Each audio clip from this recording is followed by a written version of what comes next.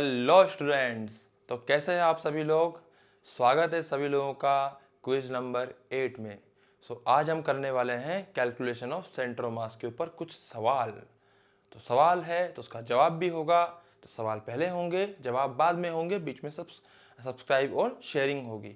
तो ठीक है, सबसे पहले सवाल करने हैं, उसके बाद हम लोगों को उसके जवाब देखने हैं। और एक और इम्पोर्टेंट चीज़ है कि क्विज नंबर 8 ये हो चुका है, स्टार्ट हो चुका है आई मीन। और ये जो मैकेनिक्स के ऊपर क्विज है चल रहे हैं अभी अभी बेसिकली हम लोग मैकेनिक्स पढ़ रहे हैं। तो जब तक रोटेशन चलेगा, या हम ऐसा कहते हैं कि हम लोग मैकेनिक्स को दो हिस्सों में तोड़ के चलते हैं। एक फ्रॉम मोशन से लेके रोटेशन तक, motion in one dimension rotation तक। उसके बाद हम फ्लूइड मैकेनिक्स वगैरह पढ़ते हैं। Getting my point. So basically आज का जो लेक्चर है वो सेंटर ऑफ मास के ऊपर है, और हम कहते हैं कि सिस्टम ऑफ पार्टिकल्स के ऊपर है, एंड नॉट लेक्चर क्विज जो है। सबसे पहले आपको क्विज सोल्व करना है। क्विज सोल्व करते ही आप फटाफट से आ जाइए किसके ऊपर, इसी के ऊपर सॉल्यूशन के लिए।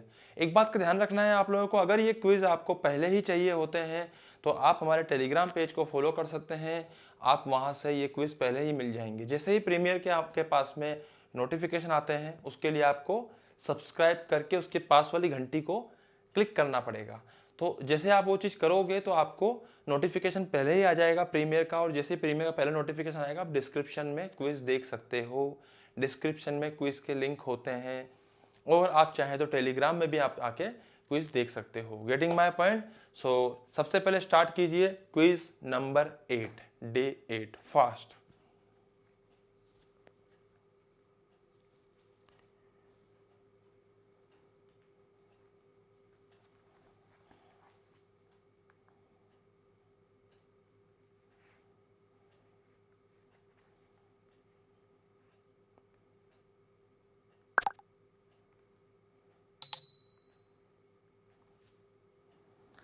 हेलो स्टूडेंट्स, आते हैं क्विज नंबर 8 पर, डे 8 पर। तो जल्दी से इसके सॉल्यूशन हम लोग कर लेते हैं बिना किसी देरी के। तो फटाफट से स्टार्ट करते हैं क्विज नंबर 8। पहला सवाल क्या कहता है, चलो देखते हैं ये सवाल क्या कहता है। इन द HCl मॉलिक्यूल, बड़ा ही सिंपल सा मॉलिक्यूल है, एक H है और एक Cl है। हम ये मान सकते हैं कि दोनों के दोनों एटम से बने हुए हैं। ऑब्वियस बात है, एटम से ही बनते हैं भाई। तो एक H का एटम है, एक Cl का एटम है, दोनों जुड़े हुए हैं आपस में किसी बॉन्ड से। The separation between the nuclei of the two atoms is about 1.27 angstrom. So what is 1.27 angstrom? So we just have to write like this. And उसके बाद क्या लिखा था, approximate location of the centre of mass of molecule, distance from hydrogen atom, assuming the chlorine atom to be about 35.5 times massive as hydrogen is. So basically वो लोग पूछ क्या रहे हैं, जो डिस्टेंस है ना ये है 1.27 angstrom. So just convert this distance into metre. Getting my point.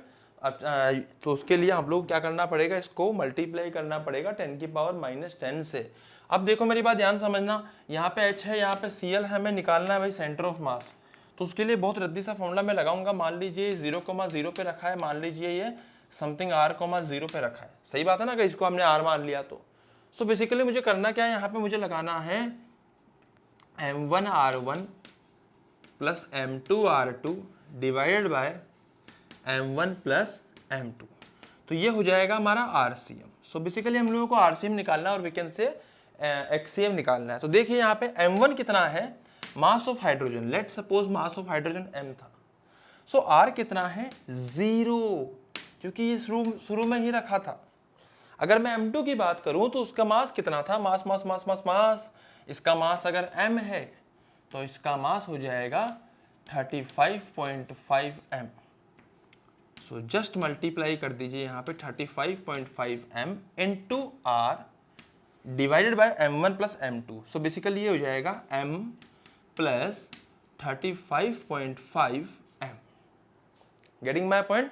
Finally हम लोग यहाँ पे क्या करेंगे, हम लोग यहाँ पे लिखेंगे RCM and after solving this what I will get, हमें यहाँ पे मिलने वाला है 35.5 इंटू m इंटू R कितना है, it is 1.27 into 10 to the power -10 divided by, इन दोनों को जोड़ दो।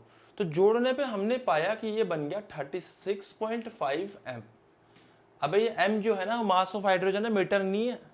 तो m से m को उड़ा दो, अब इसको सोल्व करने में बड़ी खतरनाक सी इक्वेशन आ रही है, मैं डायरेक्टली आंसर लिखूंगा, इसको आप लोग सोल्व कर सकते हो, मैं डायरेक्टली यहाँ पे आंसर लिख रहा हूँ। So answer will be equal to 1.24 angstrom. So answer will be this. Let's check the option. So option number 1 is the, sorry option number 3 is the correct option. देखो यार, एक चीज है सिंपल सी, अब तुम कहोगे सर हमें कैसे पता, इतनी भयंकर कैलकुलेशन हम कैसे करेंगे, ऑब्वियस बात है, दिक्कत तो होगी सही। तो यहाँ पे लिखा क्या है, 35.5 है, नीचे 36.5 है। सो बेसिकली हमें समझ में आता है कि यहाँ पे 1.27 लिखा हुआ है। देखो एक चीज पक्की है, इफ आई डिवाइड 35.5 विद 36.5 तो होगा क्या कि ये जो पूरी वैल्यू है ये 1 से कुछ छोटी आएगी, और जब मैं उसको मल्टीप्लाई करूंगा 1.27 से तो 1.27 से छोटी आएगी। ऐसे दो ही ऑप्शन है, the first option and the third option, बाकी तो मैच नहीं कर रहे हैं। अबे सही है ना।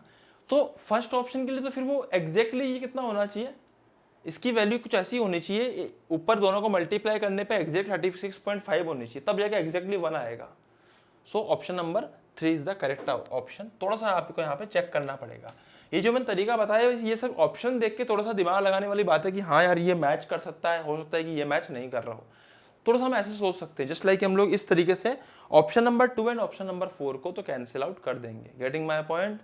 सो फटाफट आइए क्वेश्चन नंबर 2 पर, सवाल नंबर 2 फटाफट से। हेलो, ओके, सवाल नंबर 2 कहाँ है, 1 सेकेंड।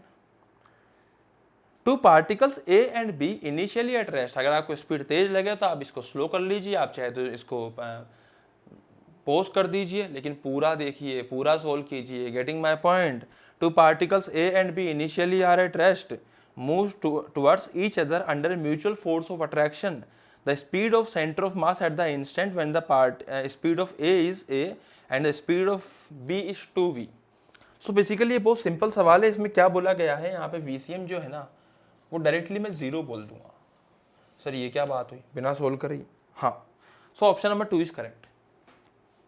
अबे वहां पे क्या बोला गया है, तो एक एक बात को ध्यान से समझो, एक एक पॉइंट को। फर्स्ट पॉइंट जो बोला गया वो बोला गया two particles A and B initially at rest.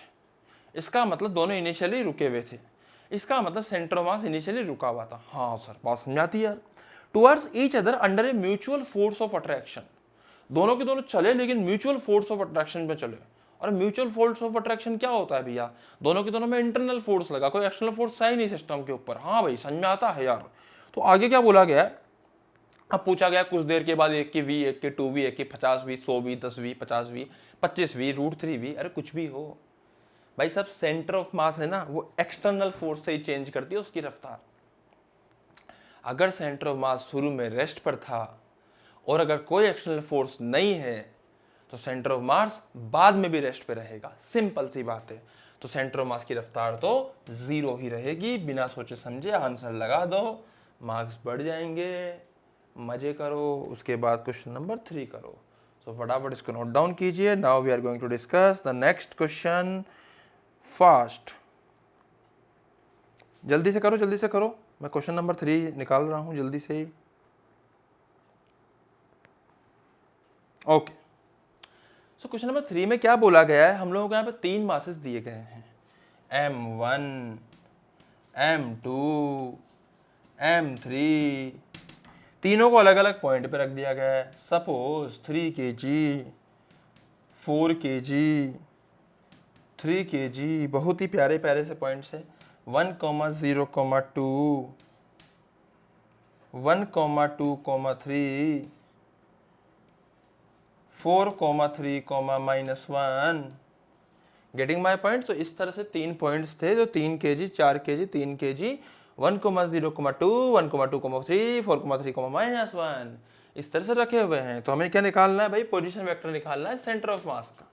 तो बहुत ही सिंपल है, जैसा बता रहा हूं वैसा कर सकते हैं हम लोग। देखो क्या करेंगे, सबसे पहले एक्सीएम निकाल लो, बिल्कुल सिंपल तरीके से करते हैं। M1x1 plus M2x2 plus M3x3, M3 तो हाँ M3x3, let me check if is it visible और नॉट।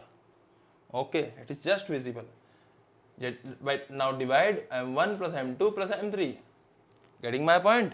सो करना क्या है आप लोग, हम लोगों को सबसे पहले सीधा सीधा वैल्यू पुट कर दीजिए। भाई M1 की वैल्यू 3 किलो है तो 3 इंटू x1 की वैल्यू 1 है तो 1 m2 की वैल्यू अगेन 4 है तो 4, x2 की वैल्यू 1 है तो 1, उसके बाद m3 की वैल्यू 3 है तो 3, और x3 की वैल्यू कितनी है 4, divided by total mass. Total mass कितना 3 + 3 6 + 4 10। कर दे इसको, कौन सी बड़ी बात है। एक्सीएम कितना आएगा भाई यहाँ से। सो आफ्टर सोल्विंग दिस 3 + 4 7, 7 + 12 कितना हो जाएगा, 12 + 7 will be 19। So 19/10, 19/10। So basically ये बन जाएगा 1.9।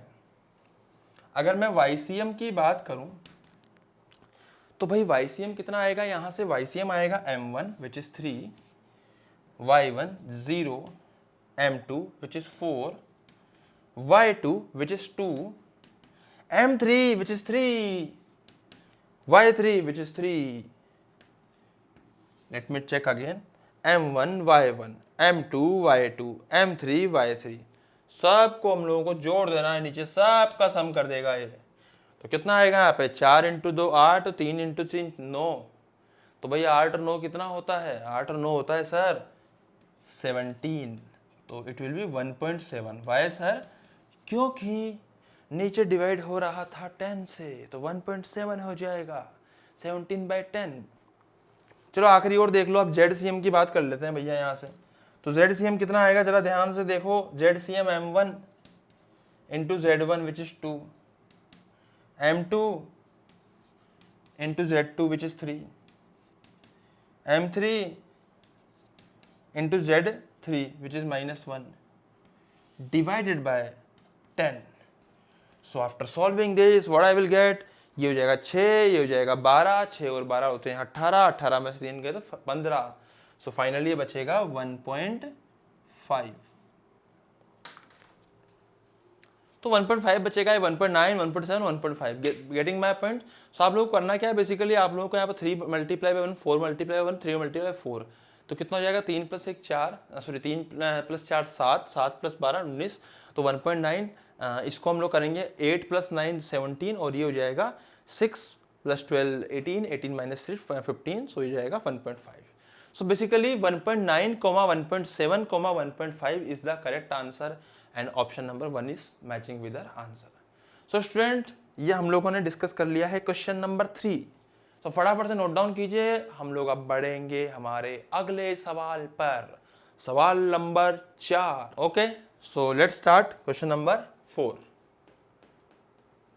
तो भाई क्वेश्चन नंबर 4 में क्या गिवन है, calculate the centre of mass of the system shown below. तो हमें सिस्टम का सेंटर ऑफ मास निकालना है। 2 मासेस है, 2 रोड है। एक्चुअली बेसिकली यहाँ पे हो क्या रहा है, 2 रोड है और दोनों की दोनों जो रोड्स हैं वो मास m की है। So this is mass m, length l, length l। Getting my point. So हम लोगों को करना क्या होता है, देखो एक रोड का जो सेंटर ऑफ मास होगा वो यहाँ पे हो जाएगा, इसका सेंटर ऑफ मास हो जाएगा यहाँ पे। तो तुम इसको C1 और C2 लिख सकते हो। अब मैं क्या कर रहा हूँ, इसको एक्सिस पे ले रहा हूँ। तो बेसिकली जो C1 होगा ना यार, उसका मास होगा m1 और उसके कोऑर्डिनेट्स जो होंगे वो होंगे L/2, 0, क्योंकि वो x पे आधे दूरी पर है। सिमिलरली अगर मैं यहाँ बात करूँगा C2, तो इसका मास होगा m और इसका जो पॉइंट्स होंगे वो होंगे C2, वो पॉइंट्स हो जाएंगे 0, L/2। वाई 0, L/2 क्योंकि ये y डिस्टेंस पर हाफ पे रखा हुआ है। So let's suppose XCM and YCM। So if we are going to find the XCM कितना हो जाएगा, M1 x1 M2 x2 bye M1 + M2। तो भाई वैल्यू पुट कर दो। M1 कितना है पहले वाले का, m है, x1 कितना है L/2 है, पुट कर दो ना। M2 कितना है, m है, x2 कितना है 0 है। जब मैं नीचे डिवाइड करूंगा 2m से, सो m आपस में एक दूसरे के जाने दुश्मन बन के एक दूसरे को खा जाएंगे, तो ओनली बचेगा L/4। सो XCM आएगा हमारा L/4। अगर मैं सिमिलरली यहाँ YCM की बात करने लगूंगा ना, तो बेसिकली मेरा YCM कितना हो जाएगा।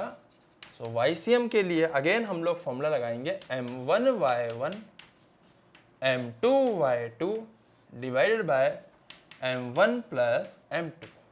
पुट करो भैया, M1 कितना है, M1 है m, Y1 कितना है 0, m2 कितना है, अगेन m, y2 कितना है, l/2 divided by m1 plus m2। So finally ये सॉल्व करने के बाद कितना हो जाएगा, l/4 YCM. So this is the YCM, this is XCM. Getting my point? This is YCM and this is XCM. So L/4, L/4 should be the answer. So in question number 4, L/4 and L/4 is the answer. Getting my point? So student, this is all about the question number 4. Now we are going to discuss question number 5.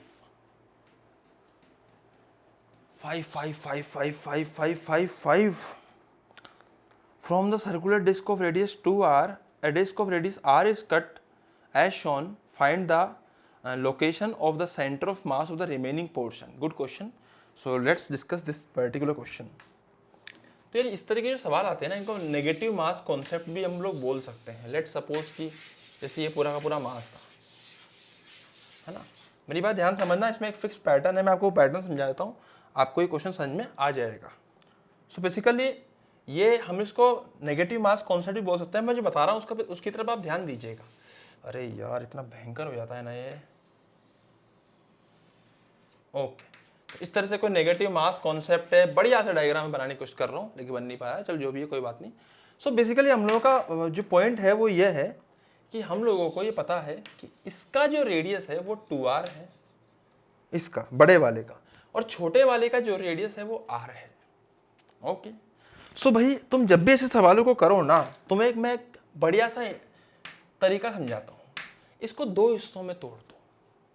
एक तो पूरा circle ले लो बिना किसी झिझक के, शानदार तरीके से पूरा सर्कल ले लो। बढ़िया सा सर्कल ले लीजिए, बढ़िया सा। ये हमने जोरदार सा सर्कल ले लिया, सर्कल।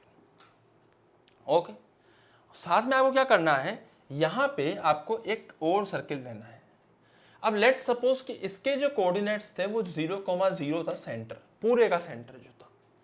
तो ऑब्वियसली जो ये वाला पॉइंट होगा इसका होगा -r,0। हाँ, ये समझ में आता है हम लोगों को। सो यहाँ पे भी कोऑर्डिनेट्स जरूर ड्रॉ कर दीजिए। So if this is 0,0 then it will be -r,0। This is the coordinate of this point. Getting my point students? So इस तरह से हम लोग दो हिस्सों में इसको तोड़ सकते हैं। अब बेसिकली आपको करना क्या है, ये जो पॉइंट है इसको मान लीजिए प्लस सिग्मा और इसको मान लीजिए माइनस सिग्मा। प्लस सिग्मा बोले तो इसका जो डेंसिटी वो पॉजिटिव में, इसकी डेंसिटी वो नेगेटिव में, ठीक है। तो अब इसका हमें लिखना है मास।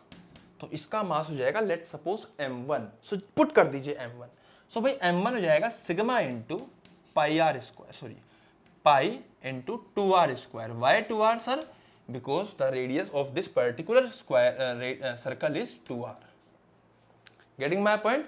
Similarly इसका कितना हो जाएगा, m2। तो हो जाएगा minus sigma into pi into r square.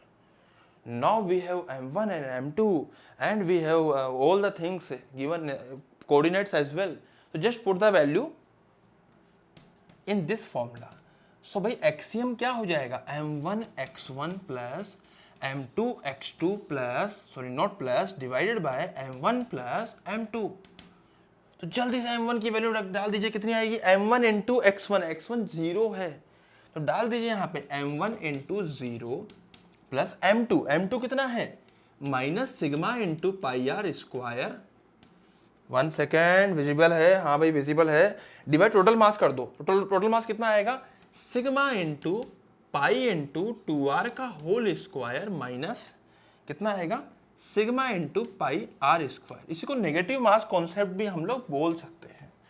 तो जगह की कमी होने के कारण मैं डायरेक्टली लिखूंगा भैया आंसर, जरा ध्यान दीजिएगा। इसमें से क्या क्या कट सकते हैं उनको ढूंढते हैं, कौन कौन किस किस के दुश्मन है।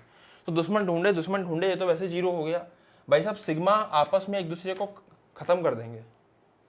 पाई जो है ना दुश्मन निकले, बोलेंगे भाई हम भी खत्म होंगे, तो हो जाओ भाई, क्या कर सकते हैं जब तुम्हें खत्म ही होना है। तो आर स्क्वायर भी खत्म करेंगे, बट बेसिकली पहले हम ऐसे लिखेंगे minus r square divided by 4r square minus r square. So it becomes 4r square minus r square 3r square. So final answer will be equal to -1/3। 1 second, एक और छोटी सी चीज रह गई यहाँ पे। जब मैं यहाँ पे मास से मल्टीप्लाई करूंगा ना यार, तो मास के साथ साथ यहाँ पे r से भी मल्टीप्लाई होएगा, क्योंकि m1 x1 भी तो मल्टीप्लाई होएगा ना।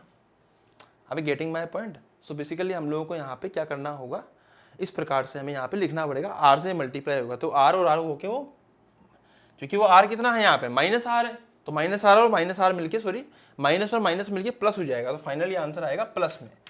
सो फाइनल आंसर हो जाएगा r/3। अभी प्लस में क्या आया, इसकी क्यों आया, इसके पीछे भी कारण है। कारण यह है कि भाई सेंटर ऑफ मास हम जब यहाँ से उखाड़ लेंगे ना, इसको फेंक देंगे ना, तो सेंटर ऑफ मास इधर शिफ्ट हो जाएगा, तो ये जाएगा +r/3, 0 पे हमारा actual centre of mass. So answer is r/3। Getting my point. So students just note it down fast. उसके बाद करेंगे हम लोग फटाफट से अगला सवाल जल्दी से। हो भाई क्वेश्चन नंबर 6 कर दो जी।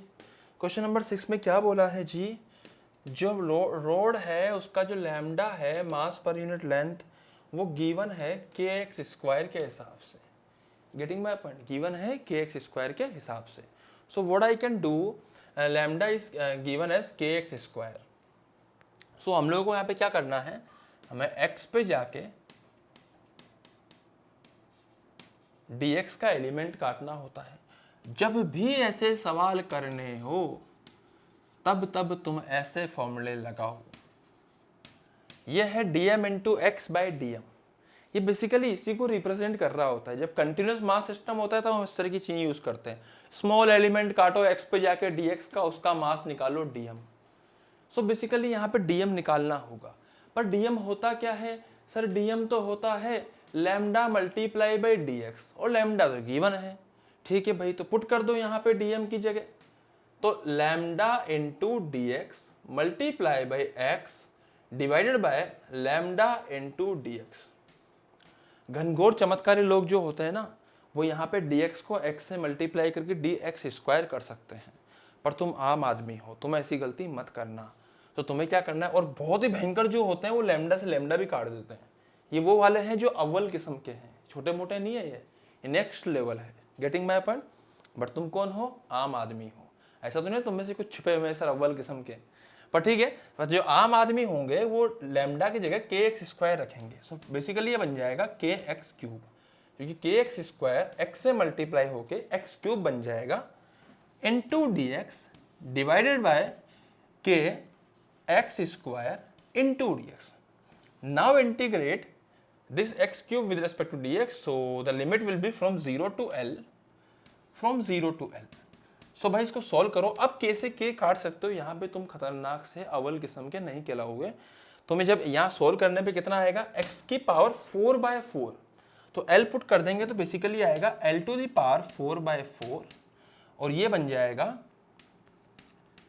l³ x³/3। तो ये 3 ऊपर जाएगा, and after cancelling it out, what will be the remaining thing, into 3l/4 only। तो 3l/4 बचेगा शानदार तरीके से, कुछ भी यहाँ पे और चीजें नहीं रहेंगी। तो 3l/4 will be the final answer for this particular question। सो भाई 3l/4 पे रहेगा हमारा क्या, हम लोगों का final centre of mass. Let me इसको दोबारा से चेक कर लेते हैं। x³ dx x² dx, मैं क्या कह रहा हूँ आपको, बहुत ही भयंकर तरीके के लोग जो होते हैं, बिल्कुल अव्वल किस्म के, वो कुछ भी कर सकते हैं। हो सकता है x² से x³ इन दोनों को आपस में काट लें, हो सकता है dx से dx काट लें, हो सकता है वो बोल दे कि सर x तो वेरिएबल है चलो, पर d तो कांस्टेंट है, d से d उड़ा दें। बट तुम्हें ऐसी गलतियां नहीं, तुम्हें ऐसे पुण्य काम नहीं करने हैं। तुम्हें तो बस सीधा सीधा चुपचाप से वही करना है जो यहाँ पे आपको टीचर बता रहे हैं। Getting my point.